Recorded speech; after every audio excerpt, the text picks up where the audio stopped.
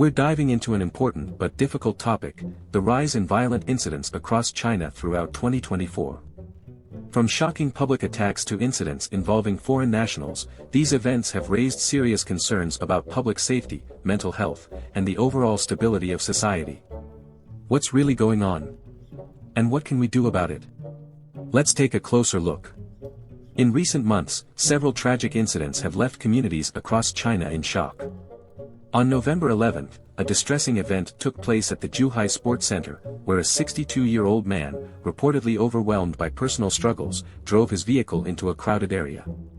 Can you imagine how terrifying that must have been for those present? Sadly, this led to multiple casualties and left many injured.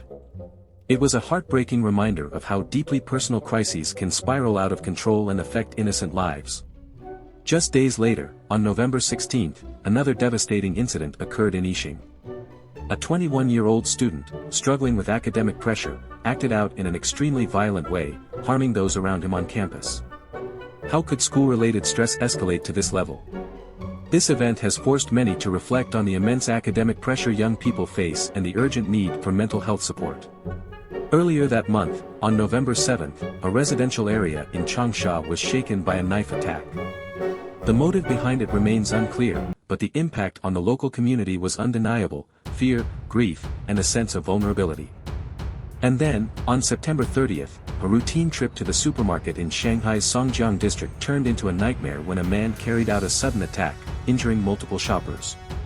Think about it, you're just out running errands, and suddenly, chaos erupts around you. Incidents like these make us question, how safe are we in public spaces? One of the most haunting events in recent memory happened back in July 2023 at a kindergarten in Lianjiang. A 25-year-old man entered the school and carried out an unspeakable act of violence. A kindergarten, one of the few places we expect to be the safest for children. How do we even begin to process something like this? Now, beyond these random public attacks, another disturbing pattern has emerged: incidents targeting foreign nationals in China. While not all of these cases resulted in fatalities, they've certainly raised international concerns. On September 18th in Shenzhen, a 10-year-old Japanese boy was attacked just 200 meters from his school. Can you imagine the fear his family must have felt? Despite doctors' efforts, he tragically didn't survive, and this event deeply impacted Japan-China relations. Another heartbreaking case happened on June 24th in Suzhou, when a Japanese mother and her child were attacked while waiting for their school bus. A brave bus attendant stepped in to defend them, but tragically lost his own life in the process. What does it say about our world when even those who try to help become victims themselves? Then, on June 10th, in Jilin City, 4 American teachers were attacked while visiting Beishan Park. Thankfully, they survived, but the attack sent waves of anxiety through the expat community. If even educators, who dedicate their lives to teaching and cultural exchange, aren't safe, then who is? These incidents, whether random or targeted, have led some experts to suggest that China may be experiencing a phenomenon known as atomized rebellion. But what does that even mean? This term describes individuals who, rather than joining organized protests or movements, act alone, lashing out unpredictably against society. They have no clear agenda, no demands, no group affiliation, just an overwhelming sense of frustration and resentment. They see the world as their enemy and strike out in ways that are chaotic and destructive. But what's even more alarming? Many of them don't seem to care about the consequences. So what's fueling this trend?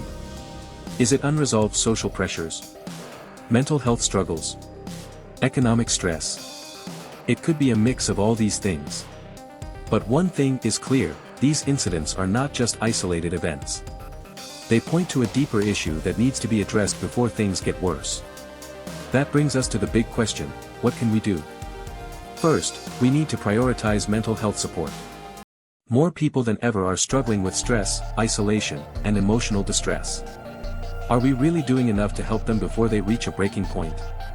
Second, public safety measures need to be strengthened. What steps can we take to make public spaces, schools, shopping centers, and transit areas safer? Security is not just about responding to crises, it's about preventing them from happening in the first place. Finally, we need open conversations.